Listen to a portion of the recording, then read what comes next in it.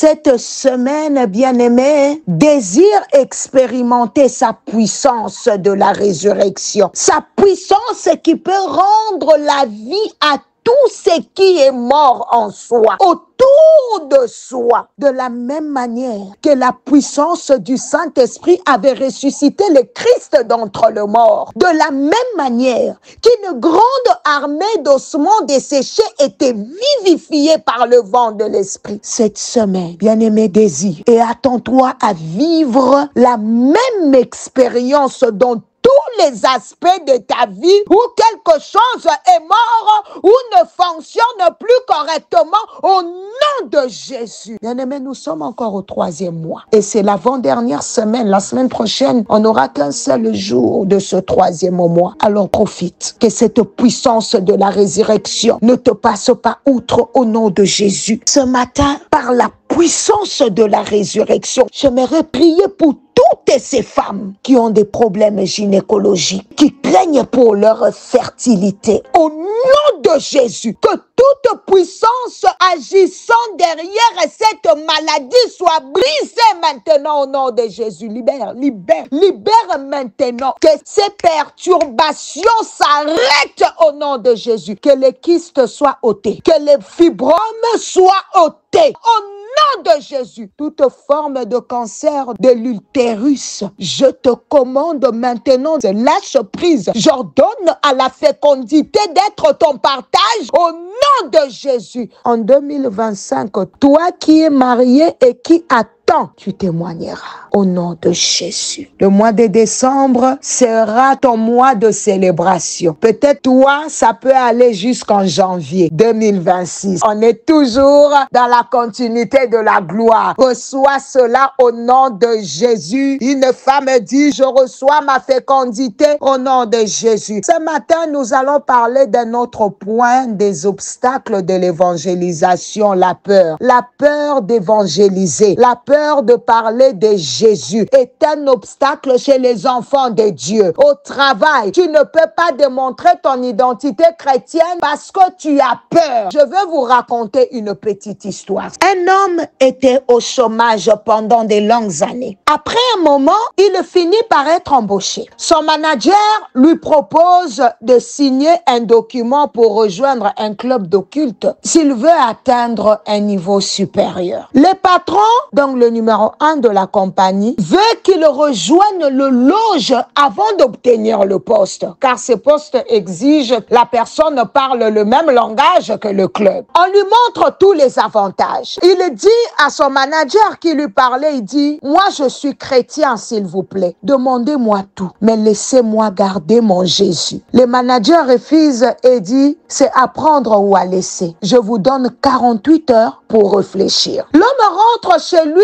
réfléchit à la proposition. En lui-même, il s'est dit qu'il ne peut pas abandonner Dieu. Après 48 heures, il retourne chez le manager pour lui donner sa réponse. Le diable commence à lui parler en disant, tu as vu combien tu as souffert pour avoir ce travail. Tu veux manquer cette opportunité? Si tu abandonnes Dieu maintenant pour ce poste, il te comprendra. Dieu est miséricordieux et amour, il va te pardonner. L'homme s'est dit qu'il ne veut pas retourner au chômage, qu'il doit prendre ses postes. Il rentre dans le bureau de son manager. On lui présente le document pour donner son accord et signer. Le manager lui dit que beaucoup de gens sont venus comme lui dans la compagnie au nom de Jésus et qu'ils ont fini par céder. Écoute bien aimé, tu n'es pas tout le monde. C'est là le grand piège que nous oublions. Ce n'est pas parce que tout le monde fait des bêtises ou tombe dans le même péché que toi aussi tu tomberas ou feras comme tout le monde.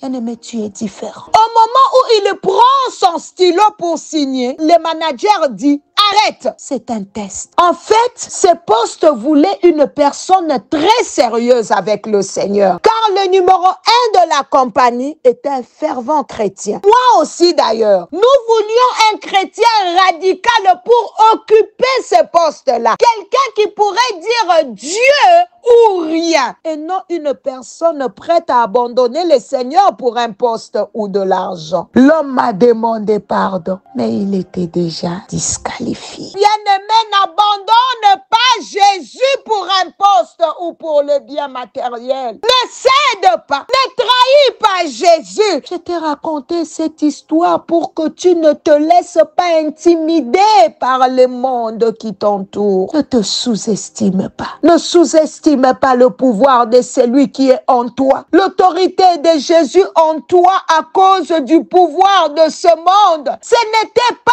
seulement une question d'argent pour cet homme, mais aussi de peur. Vous savez, au travail, il nous arrive de cacher Jésus ou l'évangile à cause des autorités de ce monde. Tu te dis, comme mon chef n'est pas chrétien, je ne veux pas qu'il sache que je suis chrétien ou chrétienne. Mais celui qui est en toi est plus fort que celui qui est dans le monde. Le même chef, le jour où il aura un problème, n'ira nulle part ailleurs que vers ton Dieu qu'il a toujours ignoré. Qu'est-ce qui l'attirera? Ta fidélité. Il viendra te demander la prière. Il viendra te poser des questions sur ton Dieu. Il viendra te poser des questions sur ton Jésus. Le roi Nabuchodonosor dira devant la fournaise ardente, Shadrach, Meshach et Abednego, serviteurs du Dieu vivant, sortez! Alors n'aie pas peur de Jésus. Il y a des gens qui brisent leur jeûne et prière dans un dîner parce qu'ils ont peur d'une soi-disant autorité. Ces autorités que tu rencontres ne sont pas plus importantes que Jésus. Oh non, ce sont des autorités humaines. Si tu ne manges pas, c'est un manque de respect.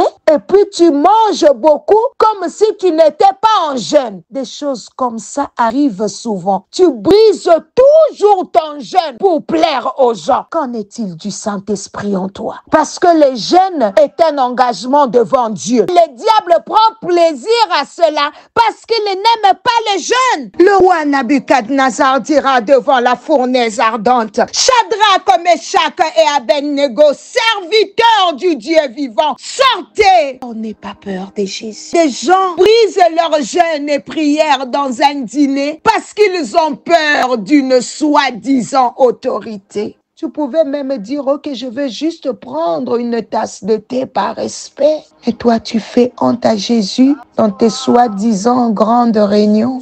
Tu brises toujours ton jeûne pour plaire aux gens. Frère, Jésus est plus important que ton chef. Il est l'autorité suprême. Tu as l'habitude de décéder. C'est parce que tu ne sais pas qui tu es dans le Seigneur. Tu es plus qu'un président païen. Tu es plus qu'un ministre païen. Tu es un ministre de Dieu, un ambassadeur du royaume. Tu es fort dans le Seigneur et dans la puissance de sa force. Tu ne céderas pas aux pressions du monde, car celui qui est en toi est plus grand que celui qui est dans le monde. Tu es fidèle à Jésus.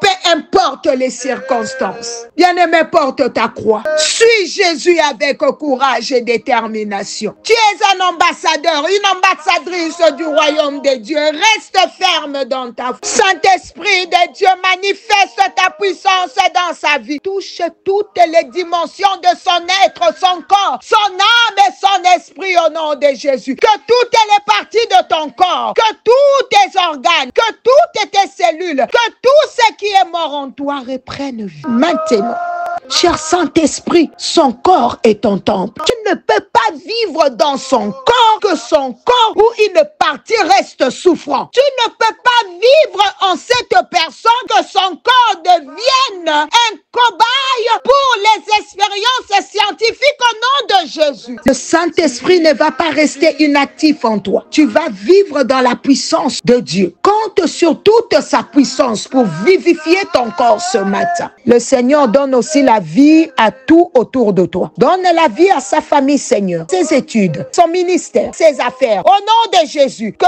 tout ce qui ne marchait pas en toi, autour de toi, reprenne vie maintenant au nom de Jésus. Cette semaine, je vois tout de toi, tout en toi, tout autour de toi revivre au nom de Jésus. Remercie le Seigneur. Commence déjà à regarder la fiche et à voir tous les détails pour ce vendredi. La nuit de prière, c'est déjà ce vendredi. Pour ceux qui sont en Amérique du Nord, et le samedi matin à 4 heures, juste heure de Kinshasa. Nous serons là pour la gloire de Jésus. Que Dieu bénisse ta semaine. C'était maman Nathalie Lukula. Va avec la force de la résurrection et témoigne de la bonté de Dieu. Au nom de Jésus.